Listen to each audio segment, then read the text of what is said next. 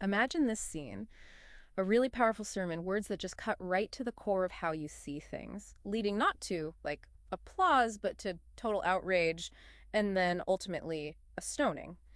But now, let's just pull back from that, dramatic historical picture for a second and ask, what if this wasn't just some event from long ago, but an allegory, an inner journey happening inside each of us? Welcome to the deep dive.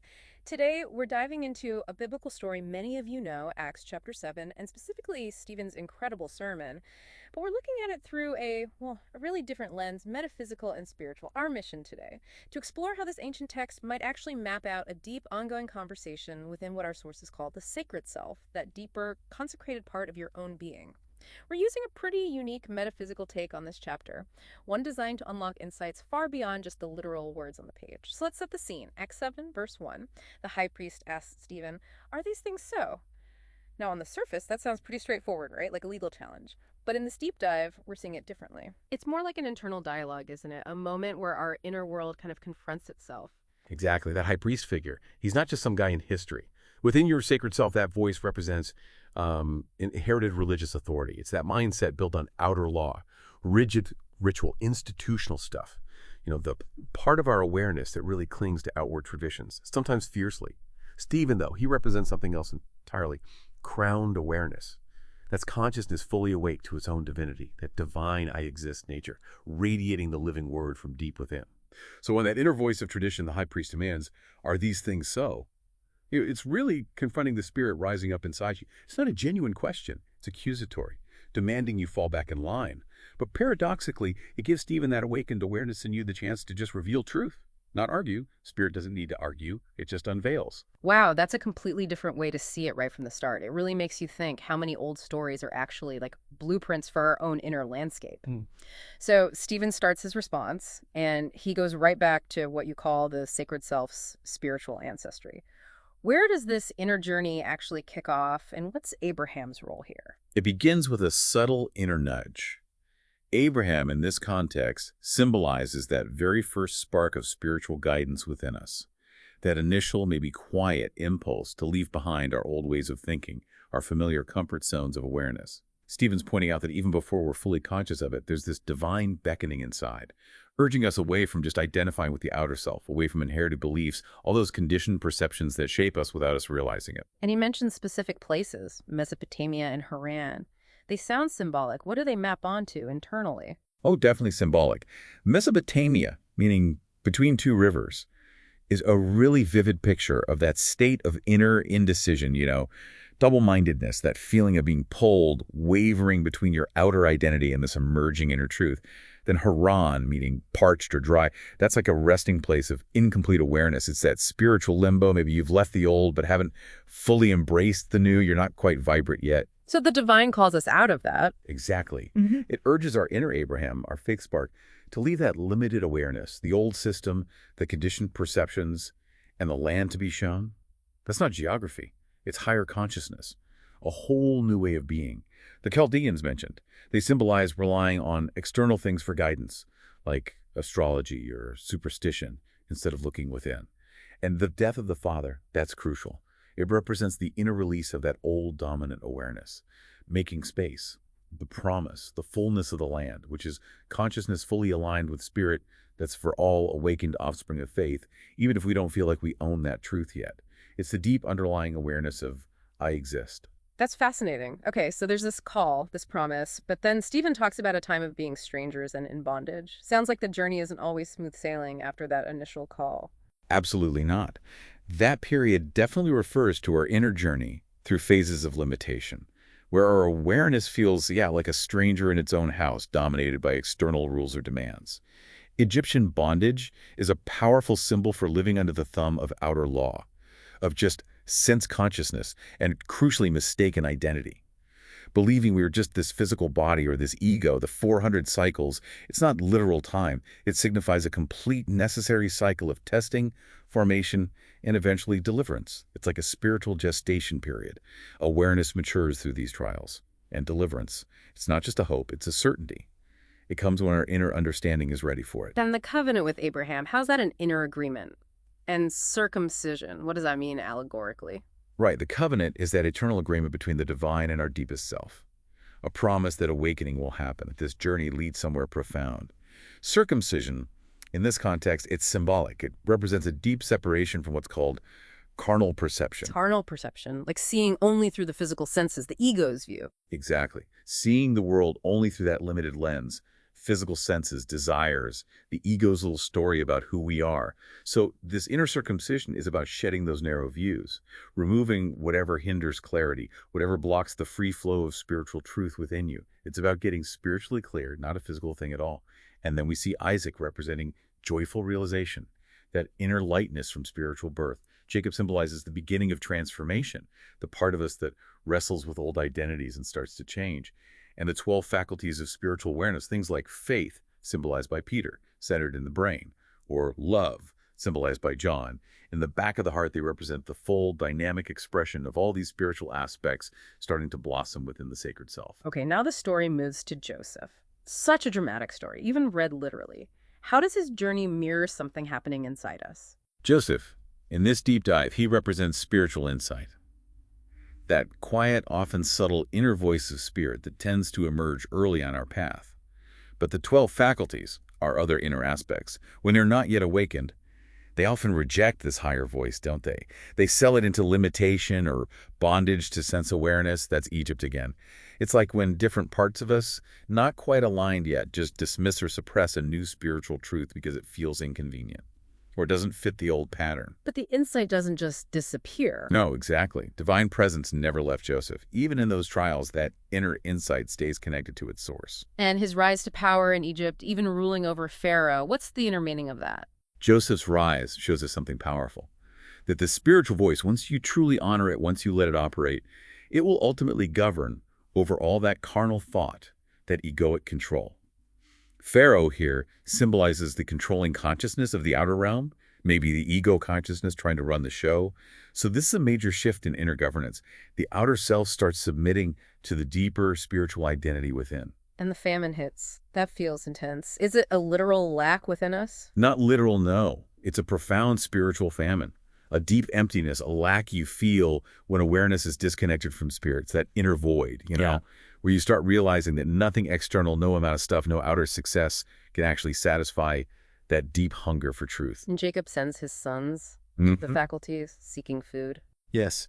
Jacob, representing our transforming consciousness, feels this deep need. He sends those inner faculties searching for real sustenance. And that second encounter, where they finally recognize Joseph, it's not just a reunion. It symbolizes a renewed awareness, maybe a second birth, where those inner parts finally see the spiritual identity of Joseph. They recognize the truth they'd rejected before. Even Pharaoh, the outer ruler, eventually has to acknowledge the authority of spirit. It becomes undeniable. What about Jacob going down into Egypt and dying there? That sounds significant. It is. It represents a conscious choice, bringing our transforming awareness fully into the realm of limitation, descending into our own inner Egypts, specifically so those limited aspects can be transformed from within. It's not about escaping limitation, but transforming it. His death there signifies the end of the grasping nature, the ego's need to control, to possess, and it marks the beginning of resurrection through full divine union. And then carrying their awareness back to Shechem. Yes, back to Shechem, which means shoulder or burden bearing. It symbolizes achieving spiritual balance. And taking them to Abraham's tomb, the foundation of faith, means all those previous awakenings, those insights, are gathered back, integrated into the original divine intention, rooted in that core spiritual faith. Okay, this inner journey keeps unfolding. Now a deliverer emerges. Feels like we're shifting gears, maybe into a phase of inner strength. Tell us about Moses, metaphysically. Indeed. Spirit's promises, they unfold in their own divine rhythm. And even when we feel stuck in inner bondage, our sacred self is actually multiplying, increasing its spiritual capacity. But then a new Pharaoh arises. This represents a rising carnal power within us. Increased opposition maybe from our own ingrained habits of thought, or even religious conditioning that resists change. This inner force tries to suppress our expanding consciousness. This Pharaoh manipulates, maybe causing our inner self to discard sacred offspring, like rejecting unfamiliar new ideas, or fresh spiritual expressions that bubble up but feel too risky or weird. And Moses's birth during this suppression. Hidden away, what's that signify for our inner calling? Moses represents that deep, undeniable divine calling within the sacred self. being hidden for 3 months. That pictures an invisible incubation period. Spirit, truth, life growing quietly, protected. And Moses being raised in Pharaoh's house, that symbolizes spirit operating right inside our usual, maybe carnal system, within the structures we identify with, yet remaining fundamentally not of them.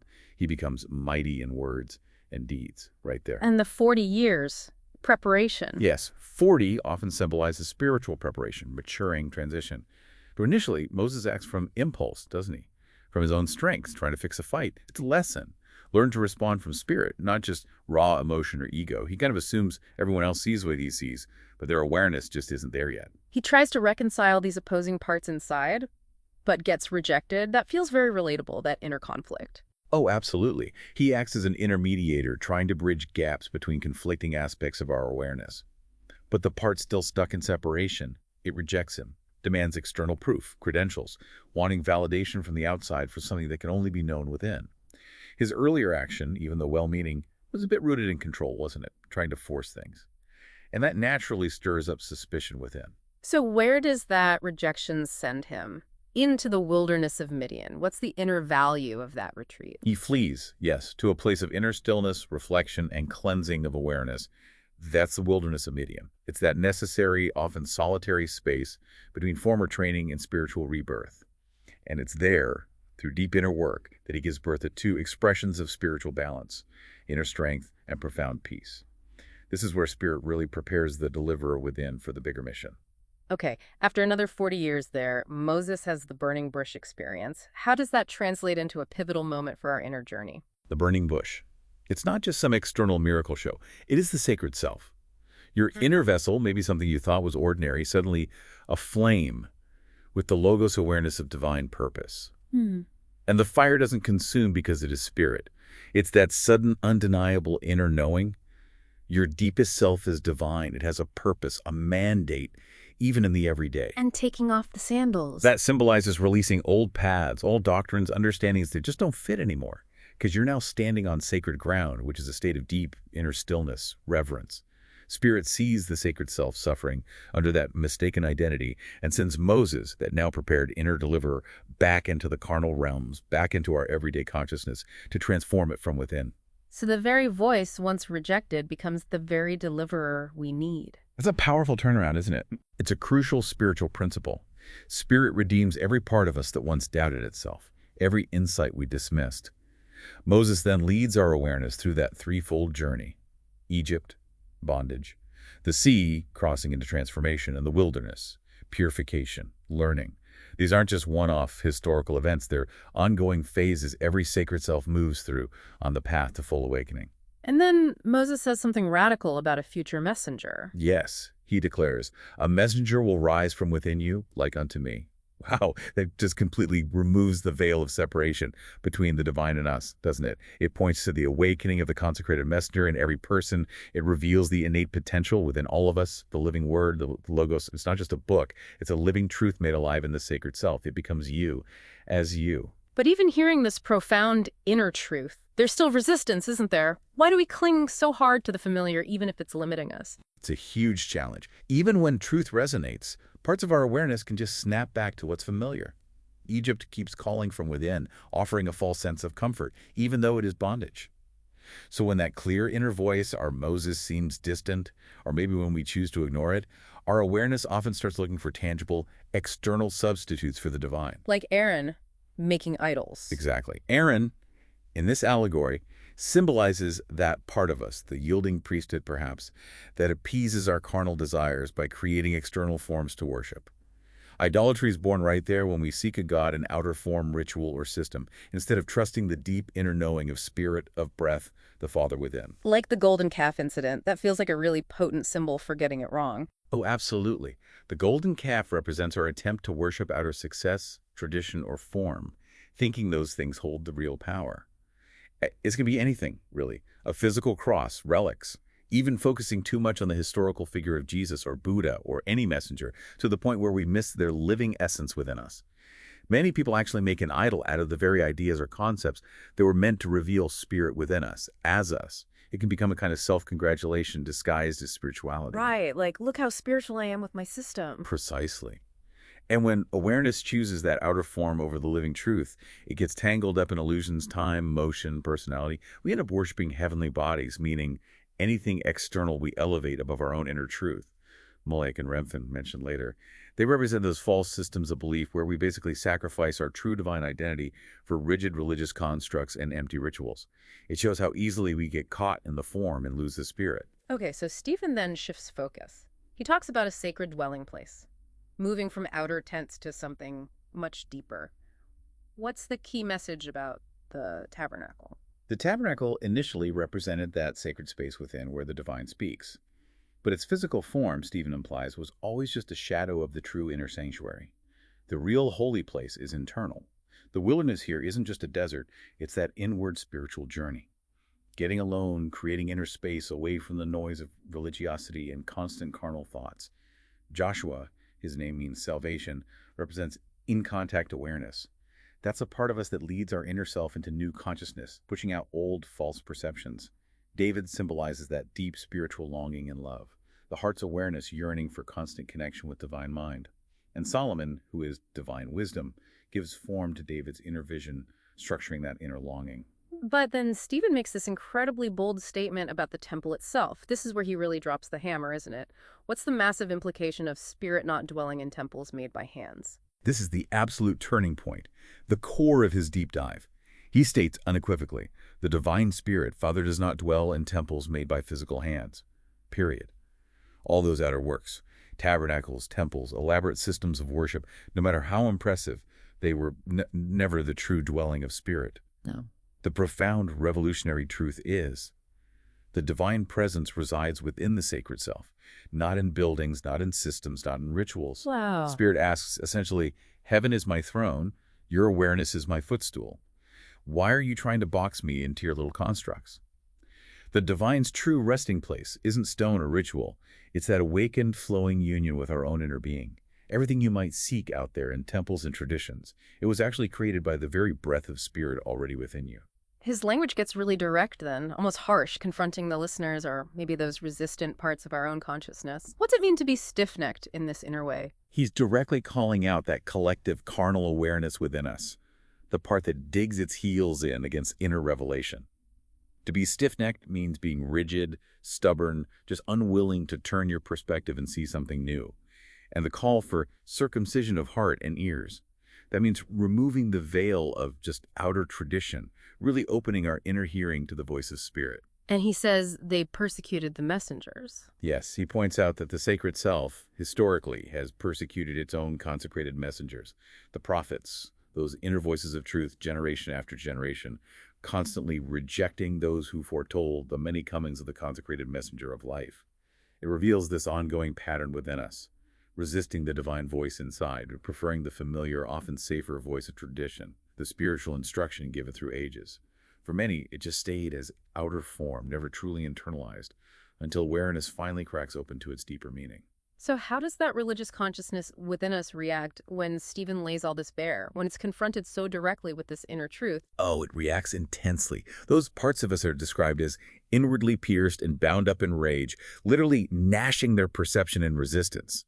It's that deeply uncomfortable, almost violent reaction when a cherished false identity is exposed, gnashing with their teeth, that represents the judging, clenching grasp of inherited doctrine, that stubborn refusal to let go. This is like the egoic stronghold making its last stand, you know? That feeling of being absolutely certain you're right, even when faced with profound inner truth. But right in the middle of that inner explosion, Stephen has this incredible vision, doesn't he? Amidst all the internal noise, his deepest awareness just opens up. Yes, it's a stunning contrast. Stephen, described as full of the holy breath and living word, lifts his inner awareness, his focus, his perception, and suddenly sees the radiance of divine mind and the essence of Jesus, the in-contact consciousness, heaven opened, that symbolizes the complete unveiling of divine consciousness right there within him. And Jesus standing, that's the living word, the inner Christ, rising up in full support and union. A vivid, direct spiritual perception, he sees a Son of Man, not just a figure, but the true image of consciousness as spirit, fully awakened, consecrated, functioning in divine authority, and standing at the right hand.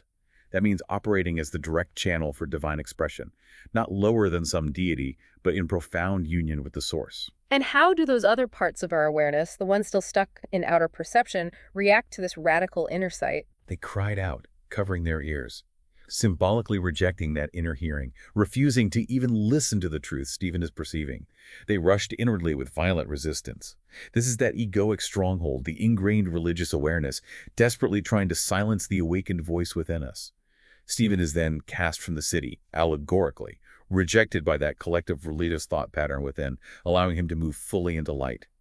And Saul, who we know later awakens as Paul, he represents that zealous but still unawakened awareness. A part of us that's incredibly passionate but operating from limitation.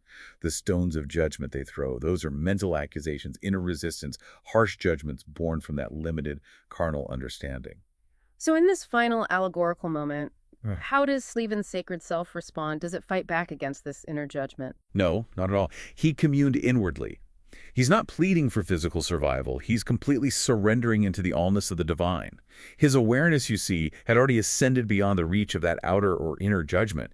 He's releasing identity into the living word he had embraced, choosing spirit over form right to the very end.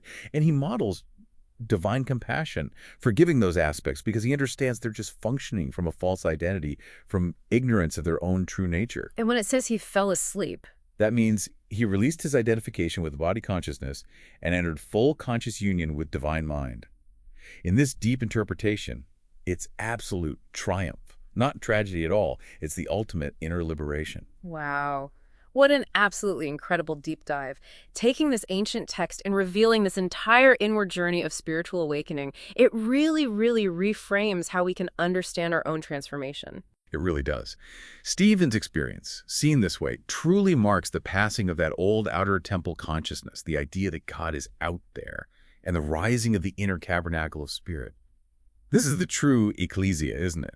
The spiritual gathering, the place where all genuine spiritual movement and action takes place, right within each of us. So this deep dive really highlights that the most profound truths about our spiritual journey, they aren't necessarily found in external rituals or systems or even historical events. They're constantly unfolding as an inward conversation right inside you. So here's something to maybe reflect on.